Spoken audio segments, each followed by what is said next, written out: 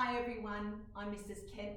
For those of you who don't know me, I'm the leader of Foundational Learning here at Emmanuel Anglican College, but I'm also a mum of Emmanuel students and a teacher of Year 2 this year, and I've taught many other grades throughout the school. I'm here today to talk to you about the wonders of the stationery pack and to help you prepare your pack for sending it into school on the first day. Our expectation at Emmanuel is that you send everything in the stationery pack in with your child on the first day, and hopefully these tips and tricks will help you to prepare it to make it easier for your child when they start school this year. The first thing I'm going to talk about is the exercise books.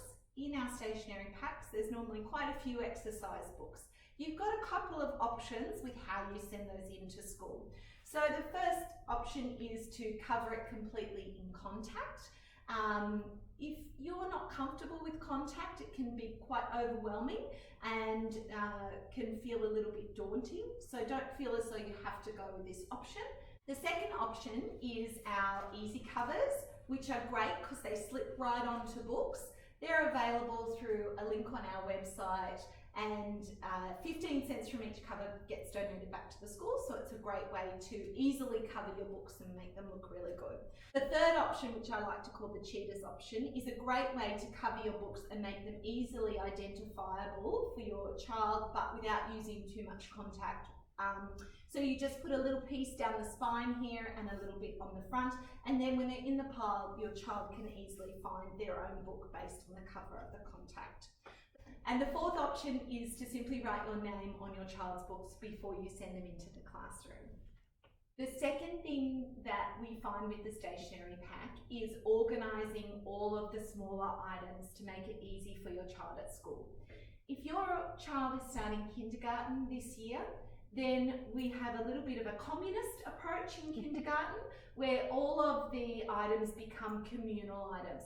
So if you've got a kindergarten student, you've got no need to label any of the smaller stationery items that you can see sitting in front of me. They just all come to school and all become part of the communal classroom items.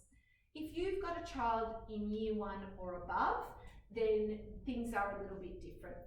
When you move to Year 1, you get to have a pencil case, which is a highly exciting item from Year 1 and above. And into the pencil case, you will need to put some of these stationery items. So your coloured pencils, your texters, a glue stick, scissors, and of course a lead pencil, an eraser, and a sharpener. All of those items go inside the pencil case, and then any additional items from your stationery pack can go in a large Ziploc bag labelled with your child's name, and they're the spares. So that through the year, as they use things from within their pencil case and they get used up, they then have replacement items to draw on that are easily accessible within the classroom. In the pencil case, it's really important to label what I call the big ticket items. So your glue stick, your scissors, your pencil sharpener should all be labelled with your name, because those things are the things that are likely to wander off from your child's pencil case, and it's nice to be able to return them easily. If your child is prone to misplacing items, then by all means go ahead and label your texters and your coloured pencils. However, that is quite a daunting task for many parents and is not necessary in the grand scheme of labelling everything. Another aspect of the stationery pack is those items that you can reuse year after year. So for example, a ruler, your plastic envelopes, blue folders, these are items that are used throughout the primary year after year, and please don't feel as though you have to repurchase them every year. If they're in good condition, they have your child's name on them, you can resend them in for the following year if they're on the stationery pack. It's a great way to reduce your footprint in terms of the amount of stationery that you're using every year. And a little note about the tissue boxes that we ask you to send in. You don't need to label that with your child's name. They're just used within the classroom as we go through the year. With some of our navy items, so for example, the homework satchel, you might want to invest in a silver oil-based marker to label your children's things.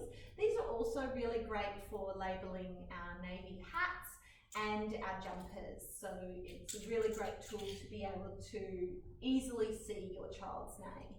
For our younger years on the stationery pack, it specifies the overhead headphones. These are more comfortable for children in the younger grades to wear for long periods, and make sure you label them with your child's name though before you send them in, because they can be used year after year if they're easily labelled. For the older grades, they often prefer the in-ear buds, but it's completely up to you and your child. If you have a child in the older grades and they still like this style, then feel free to go ahead and send them in with these ones.